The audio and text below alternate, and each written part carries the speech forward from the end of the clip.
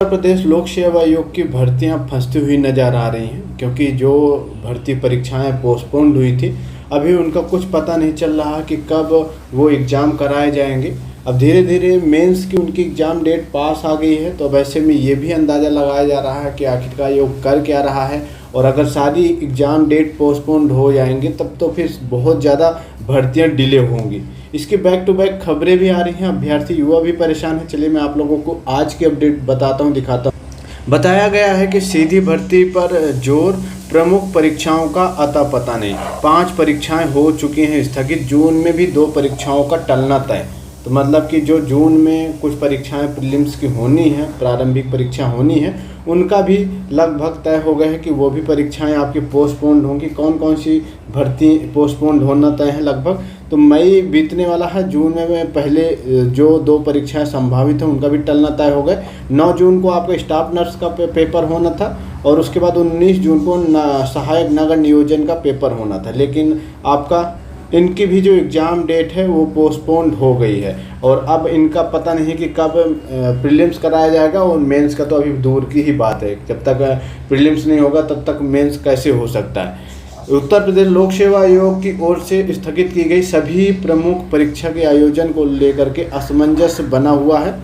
आयोग ने इन दिनों केवल सीधी भर्ती करा रहा, मतलब कि जो इंटरव्यू बेस पे भर्तियां होनी है सिर्फ उन पर ही फोकस कर रहा है। अभी ये जो प्रीलिम्स होना है, मेंस होना है, इंटरव्यू होना है, उन पर अभी कुछ काम ही नहीं कर रहा है, कुछ उनसे रिलेटेड अपडेट ही नहीं दे रहा, कुछ कार्रवाई नहीं चल रही है। और जब कार्रवाई नहीं चलेगी तो भर्ती कैसे आगे बढ़ेगी, और भर्ती आगे बढ़ेगी नहीं, ऐसे डेट पे डेट आती रहेगी, कुछ पता नहीं चलेगा, तो जायज़ सी बात है भर्तियों में फिर से सालों लगने वाला है। वहीं विशेषज्ञता वाले पदों पर जिसके अभ्यर्थियों की संख्या बहुत सीमित है, तो उन्हीं पर आयोग काम कर रहा है, जिन पर कुछ हज़ार या कुछ 100 पद हैं, मतलब कि अभ्यर्थी हैं, उन्हीं का इंटरव्यू करा रहा है। बाकी लाखों वाले पदों पर जो मतलब कि लाखों जो अभ्यर्थी जिन भर्तियों में हैं, तो उनसे भर्ती बोर्ड बच रहा है। जिन भर्ती परीक्षाओं के लिए लाखों अभ्यर्थियों ने आवेदन किया, उनकी तिथियां तय नहीं हो पा रही हैं। आयोग इन दिनों विभिन्न प्रकार के विशेषज्ञता वाले चिकित्सा अधिकारी ग्रेड 2 के पदों पर सीधी भर्ती के लिए इंटरव्यू करा रहा है। इस भर्ती के तहत जब तक जिन विधाओं में परिणाम घोषित किए गए हैं उनमें से अभ्यर्थी न मिलने के कारण 70 से 80% पद खाली हो रहे हैं। और जो अभी आपके इंटरव्यू हो भी रहे हैं तो उसमें भी आधे से ज़्यादा तो पद खाली हो रहे हैं या फिर अभ्यर्थी मिल ही नहीं रहे। अभी आपका रेडियोलॉजिस्ट भर्ती में सभी 70 पद रह गए हैं खाली, मतलब कि डायरेक्ट इंटरव्यू बेस पे भर्ती हो रही थी लेकिन कैंडिडेट ही नहीं मिले, जिसकी वजह से 70 जो पद हैं वो खाली रह गए हैं। ऐसे आपका प्लास्टिक सर्जन के भी 50 पदों में से 46 पद रह गए हैं खाली।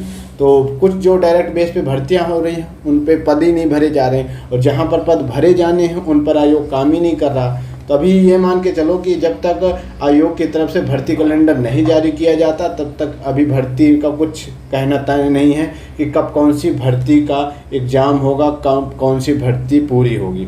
अभी फ़िलहाल अगर बात करें आरओ का, तो आरओ का पेपर तो ज़रूर निरस्त हो गया है, लेकिन अभी उत्तर प्रदेश लोक सेवा आयोग की तरफ से इससे संबंधित कोई नोटिस नहीं जारी हुआ है कि हाँ निरस्त हो गया है और इसका एग्ज़ाम कब कराया जाएगा, कुछ पता नहीं। बस सरकार की तरफ से इसका पेपर निरस्त किया गया है। तो अभी आरओ का भी सस्पेंस बना हुआ कि आरओ पे क्या हो रहा है।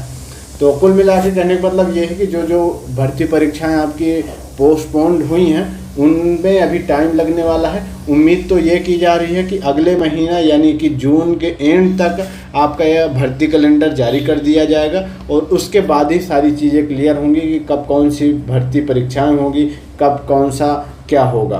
क्योंकि प्रीलिम्स का भी आपका पीसीएस प्रीलिम का भी जो एग्ज़ाम डेट है वो भी पोस्टपोन्ड हुई, उसमें भी लाखों अभ्यर्थी हैं। और आरओ का भी पोस्टपोन्ड हुआ है, और भी कई अन्य परीक्षाएं पोस्टपोन्ड हुई हैं। तो एग्ज़ाम कैलेंडर पता होने के बाद ही चीज़ें पता होंगी। फ़िलहाल अभी एग्ज़ाम कैलेंडर के लिए आप लोगों को 1 महीने के आसपास और इंतज़ार करना पड़ेगा। अभी देखो, अब धीरे धीरे सारी चीज़ें ही डिले होंगी। अब जब प्रारंभिक परीक्षा डिले होगी तो फिर जाहिर सी बात है कि जो मेंस की परीक्षा है वो भी काफ़ी ज़्यादा डिले होने वाली हैं। दूसरी तरफ आरओ पेपर लीक के में अभी एसटीएफ जांच कर रही है। फिलहाल खुलासे काफ़ी ज़्यादा हुए हैं। अभी देखो और इस पर क्या क्या चीज़ें होती हैं। कॉलेज के प्रिंसिपल को नोटिस देकर बयान के लिए बुलाया। पेपर लीक में फंसे स्कूल के नहीं माना आयोग के नियम। तो कुछ ऐसे सामने चीज़ें आई हैं कि जो आयोग के नियम थे कि इस एग्ज़ाम सेंटर में ऐसे ऐसे एग्ज़ाम कराया जाएगा, ये उपस्थित रहेंगे, तो बहुत सारे जो एग्ज़ाम सेंटर हैं वो अपनी मनमानी तरीके से चीज़ें किया था और जिसकी वजह से पेपर लीक हुआ है। यहाँ पे देखो बताया भी गया है कि अर्पित ने कमलेश पाल की मौजूदगी में बड़े कमरे में बंडल की सील खोलकर पेपर की फ़ोटो ले ली। इससे कमलेश पाल ने अपने गैंग के सदस्यों को फ़ोटो शेयर कर दिया था। जांच में पता चला है कि कॉलेज का केंद्र व्यवस्थापक प्रिंसिपल ही हो सकता है। इसके विपरीत बिशप जॉनसन कॉलेज विंग्स के प्रिंसिपल ने दूसरे स्टाफ अर्पित विनीत को जिम्मेदारी सौंपी थी। तो यहाँ पर कैसे मतलब कि लापरवाही बरती गई हो जिसकी वजह से पेपर लीक हुआ है वो आप लोग देख ही रहे हो।